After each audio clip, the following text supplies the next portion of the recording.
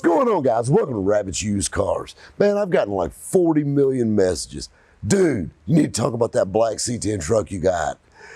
And I'm like, I'm waiting for the right time to shoot a video. We have so many cars coming through, so you want to film with them because those things are on borrowed time when they're here. But we finally get a little break in the action. We're in between a couple builds and a couple little, do-ups on a few cars. And I said, you know what? Valentine's Day, it's the perfect time to film with one of my favorites by far. It's the DimePiece, what I call it. It's my 1972 GMC Sierra Grande. Quick rundown on these trucks. Basically a Sierra Grande is the GMC version of a Cheyenne Super. In fact, Sierra Grande is Spanish for Cheyenne Super. These trucks, GMCs and Chevrolets, were a little different. It's not like now, like every third one ends up being a GMC, it's just emblems and a few little trim things. GMC trucks really were different. These trucks had leaf spring rear suspensions under them, where the Chevrolets had coil spring suspensions. The GMC really was a professional grade truck.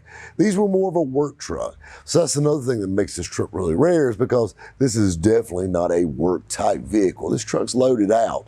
I mean, basically it has every option but tilt wheel that you could get in 1972. I mean, down big block, short bed, door edge guards, every piece of extra trim, all the fake wood grain you can possibly handle. And this truck has lived an extremely sheltered life. It was bought new in Kentucky, restored in Kentucky by a really well-known C10 builder. The truck had 91,000 miles on it. This truck come from a guy, owned a big construction company in Kentucky. He bought his wife a brand new Cadillac. You got to think about it. He had a construction company. So he probably had a bunch of GMC work trucks.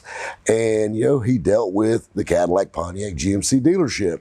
And so he wanted him a truck. And he didn't want a work truck. He wanted a Playboy truck. So he ordered this. November 1971, this truck was ordered.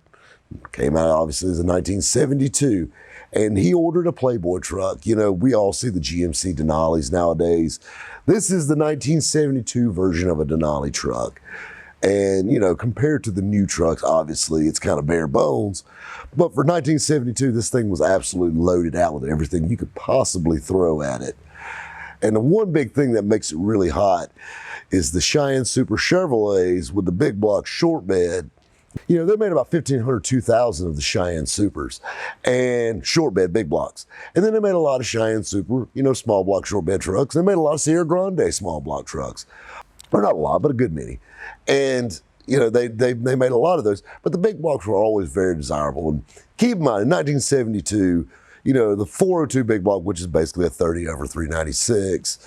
And, we've all heard that myth. And I don't know if there's any truth to it or not, but, the reason that the 402 came about was there were some misbored 396s, and GM found a place to use them. And they used them in Chevelles and, of course, these trucks. And this is, this is more of a torque monster than a high horsepower engine or anything like that. Like I said, it's all original. 402 big block, 400 turbo automatic transmission, 12-bolt rear positive traction with a 410 gear in it. So this thing is definitely a tire fryer from way back. The cool thing about the truck, though, like I said, was special ordered. And, they only made 50, thereabouts, give or take, short bed, big block Sierra Grande trucks.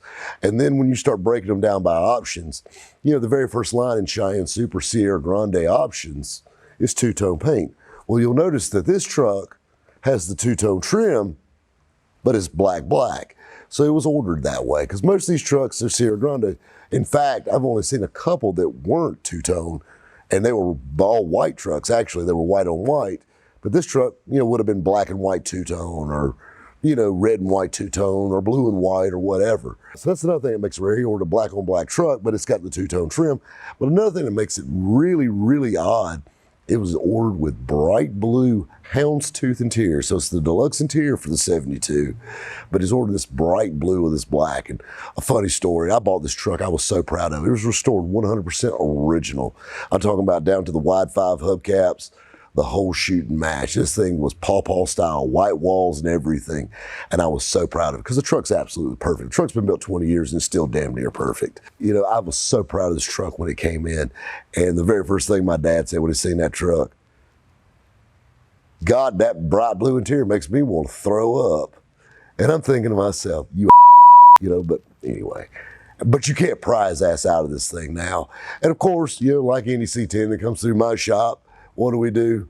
We beat the grandpa off of it. We drop it on its nuts. It's lowered on a DJM suspension kit all the way around. 3-inch drop spindles, 2-inch lowering springs, C-notch with a flip kit in the back. Of course, I had to put on some big wheels. That's kind of my thing. I did 20 and 22-inch staggered billet specially polished Bonnevilles.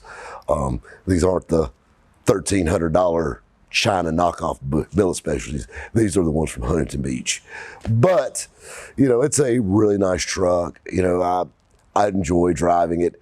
And the thing is, the truck drives well. You could drive it everywhere. I never get a chance to drive it. It sits all the time. Matter of fact, when we filmed the driving footage for this thing, I hadn't driven in 6 months. And just because of my schedule, and I always have something different. I'm always driving what I'm selling, and I don't really plan on selling this one. I've had several try, but nobody came up with enough money yet to get it. And the way the C10 market's going right now, there's no telling where it stops. I mean, you're seeing all these crazy prices for first, second gen C10s. Square bodies have gone insane, and now you're seeing the OBS trucks even go nuts. And I'm even starting to see some of the early 2000s in cat-eye trucks, especially regular cab short beds, going insane, really clean trucks, bringing good money. So where does it stop with value? And I get asked that all the time, what's that truck worth now?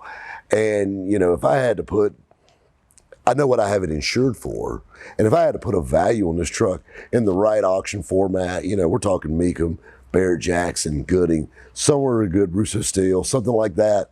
This truck, I'd put it anywhere between 80 and $120, just depending on who's in the room.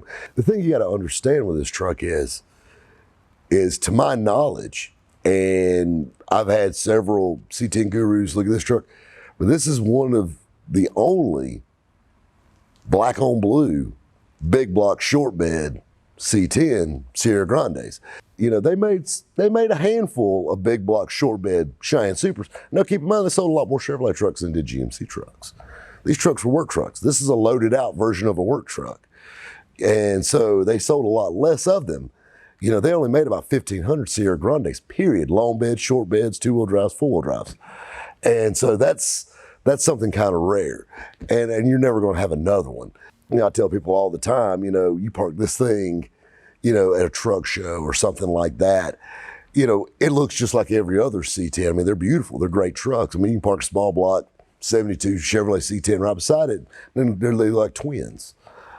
But you get your diehard C10 collectors, and they know this truck from a mile away when they see it. This thing's been talked about on forums and, radio shows and podcasts and C10 websites, and they actually nicknamed this truck the Unicorn because everybody's heard of this supposed truck, but this is the only one that's ever been seen. It's fully documented down to its build sheet.